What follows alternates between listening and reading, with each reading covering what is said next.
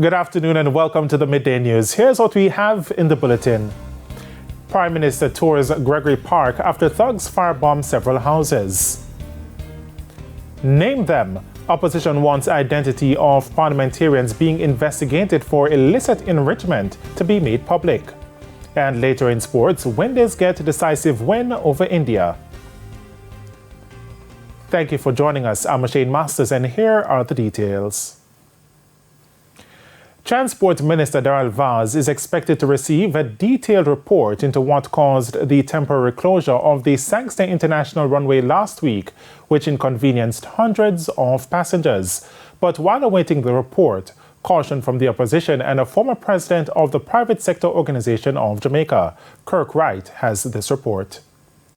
Between July and this month, the two main airports in the country had to shut down operations. In July, the Norman Manley International Airport was out of operation for several hours due to technical issues, which led to a longer than planned power outage at the facility. Fast forward to this month, and the Sangster International Airport was shuttered due to challenges with extension of the runway. Flights had to be diverted to some Caribbean countries and the Norman Manley International Airport. Based on these issues at the country's main ports of entry, Opposition spokesman on transport Michael Phillips is expecting Transport Minister Darrell Vaz to act to protect Jamaica's image internationally after receiving the report on last week's temporary closure of the runway at Sangster International Airport. I'm hoping that the report will be coming from the Jamaica Civil Aviation Authority and not just the internal report that will be coming from Sangster International Airport. I think that the minister has a responsibility to protect Jamaica's record where civil aviation is concerned. This in itself and other things that have been happening at the Sangster International Airport have given cause for concern. You have been having delays, even when there's no issue with the runway, you have been having delays in a peak period like this.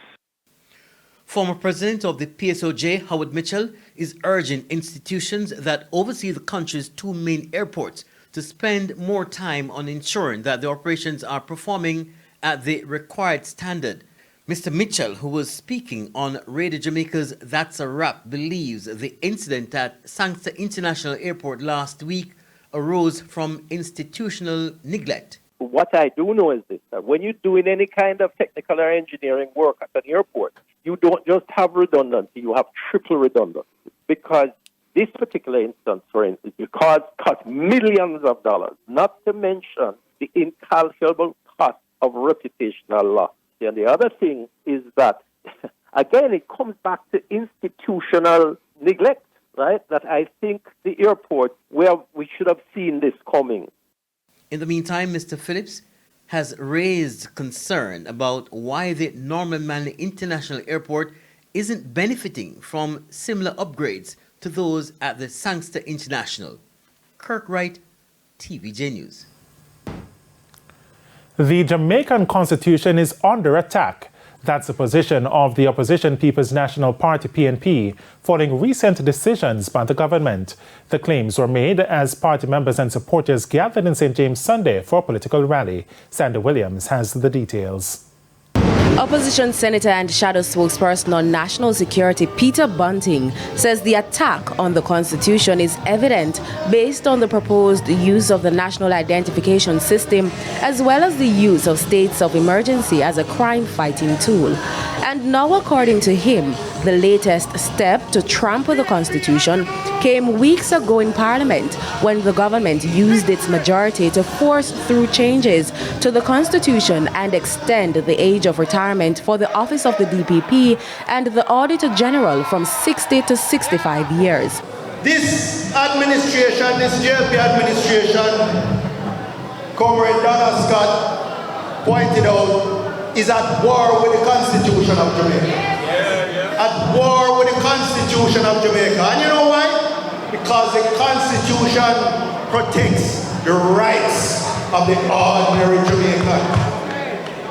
They don't want the ordinary Jamaican to operate with the same rights as everybody else. They believe the ones from flanker must have a different set of rights than the ones from Cherry Garden. For opposition spokesperson on justice, Senator Donna Scott Motley, the government must declare why they want the current DPP's tenure to last longer. Why would they rush through this amendment on the 25th of July if it is not that they wanted this DPP to continue in office?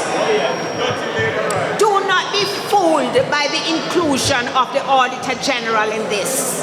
It has nothing to do with her. Nothing at all.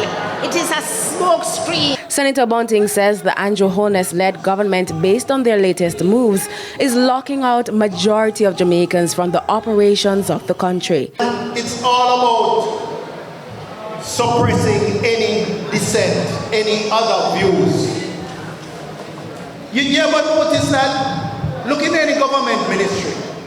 Ministry of Health, Ministry of Education, any ministry. GSCF, Ministry of National Security, the amount of posts that are active. But they feel if they keep people in key positions acting, then they dare not exercise independence and their best judgment. That is what this government is about. Senators Bunting and Scott Motley were speaking at the PNP's St. James Southern Constituency Conference on Sunday night. Sandy Williams, TVJ News. In the meantime, Senator Scott Motley is calling for the public to be told if the individuals being investigated by the Integrity Commission for illicit enrichment are among those on the committee now studying changes for the Integrity Commission Act.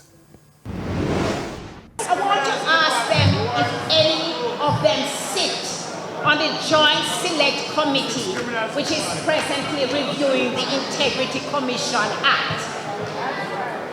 And I want to ask the government if any of them sit on the Oversight Committee of Parliament for the Integrity Commission. Because if the answer to any of those is yes, the Prime Minister has a duty to tell the country who they are. The Integrity Commission, in a report tabled last month, said 6 parliamentarians and 28 public officials are being investigated for illicit enrichment. According to the Corruption Prevention Act, illicit enrichment has to do with a public servant owning assets disproportionate to their lawful earnings and is unable to give a satisfactory explanation to the authorities about how they got such assets. Now, the Commission did not name the 6 parliamentarians or indicate if they were from the Senate or the House of Representatives. Neither did it give details about the 28 public officials. Now, if an individual is charged with illicit enrichment, they can show the court how they lawfully acquired the assets. But for Scott Motley, and 21 senators and 6 people should not impugn the integrity of all of us. I can declare here, Marie Scott Motley, declare here that the Integrity Commission has not been in touch with me. Prime Minister Andrew Holness, Police Commissioner Major General Anthony Anderson, along with representatives of several government agencies, are now conducting a walkthrough of Gregory Park, St. Catherine. It follows a pre-dawn arson attack and the subsequent murder of a taxi operator on Walker's Avenue in the community on Saturday. About 4 dozen people have been left homeless, including children.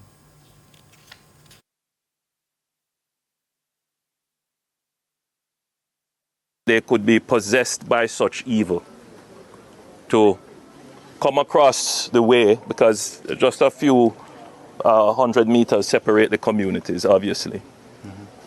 Come with canisters of petrol and deliberately walk from house to house and throw the accelerant on the house and light it afire with children inside. It is not something that the state should tolerate in any way. To consider it a crime would be to treat it as ordinary. What this is an act of terror. And the people who have committed it are terrorists. Yes. There are over 20 children who live in this yard who could not have benefited from the medical examinations to get them back to school because their immunization passports also burnt up, birth certificates, every single document for them. So far, Councillor Brown and I, we've started our relief effort. We've started distributing back to school supplies from as early as Saturday. Now, according to the police, the area has been experiencing an increase in crime and violence. Early in August, there was another attack, that time in Portmore Villa. 15 people were left homeless. Police and military personnel have been maintaining a strong presence in sections of the community since the incident. The Jamaica Social Investment Fund, JSIF, is making an appeal for more women to get involved in farming. Speaking at the recent Denby Agricultural, Industrial and Food Show, Managing Director of JSIF, Omar Sweeney, said the organization is working with several rural community farmers to develop new techniques to improve the sector. He wants more women to view agriculture as an avenue to earn a stable income. A lot of women in Jamaica are head of households, and so by enabling them to earn better, we know that the children become more educated. We know that the household, is sustained better, and so giving them alternative ways to earn through a business, agriculture is a great opportunity. Mr. Sweeney added JSIF is committed to helping new farmers through the provision of enterprise grants. Some of these grants are as small as $100,000. They're not cash grants, but what we do is we help them with equipment, like defeathering machines or honey bottling equipment that they can use in their small enterprise. And it's now time for the Business Minute. Marketing agency One Great Studio Company is looking to list on the junior market of the Jamaica Stock Exchange. 338.6 million ordinary shares are on offer, with 169.3 million open for subscription to the general public. Shares are being sold at $1 each. The company's initial public offering is scheduled to open on August 28 and run until September 18. One Great Studio Company says the funds raised will help in supporting the company's growth and enabling it to pursue strategic investment opportunities. It will also see to a reduction in its outstanding debt. Barita Investments is the lead broker. Further afield, the Russian ruble has fallen to its lowest value for 16 months, falling past 100 per US dollar. The decline comes as pressure grows on the Russian economy, with imports rising faster than exports and military spending growing for the Ukraine war. Russia has been targeted with sanctions by Western countries following its invasion of Ukraine in February 2022. The ruble plummeted after war first broke out, but was bolstered by capital controls as well as oil and gas exports. And that's it for the Business Minute. I'm Hal Shaneberg. Time now for the top regional and international stories. In the region, search and rescue operations are underway in St. Vincent and the Grenadines after a boat carrying several people from a picnic capsized last night. Initial reports are that the boat encountered difficulties at sea. It's unclear how many individuals were on board. However, 6 people came ashore in the northern village of Awia. The Coast Guard and residents of Awia are assisting with search and rescue. On the international scene, 9 people have died and dozens are feared trapped after an ancient Hindu temple collapsed in northern India earlier today. The incident follows heavy rains that have been sweeping across sections of the country, triggering floods and landslides. Rescue efforts are underway. Heavy rains also killed a further 16 people elsewhere in northern India. And a possible 4th indictment is looming over former U.S. President Donald Trump in Fulton County, Georgia. Atlanta area prosecutor Forney Willis has called at least 2 key witnesses to appear before a grand jury tomorrow in relation to the probe into the ex-president's bid to overturn his 2020 election loss in Georgia. Willis is expected to seek charges against more than a dozen people. The charges could come this week and may result in prison time for the former president if he's convicted. And those were the top regional and international stories. I'm Hal Shaneberg. And we head to a quick break. When we come back, Jordan Fort will have your midday sports report.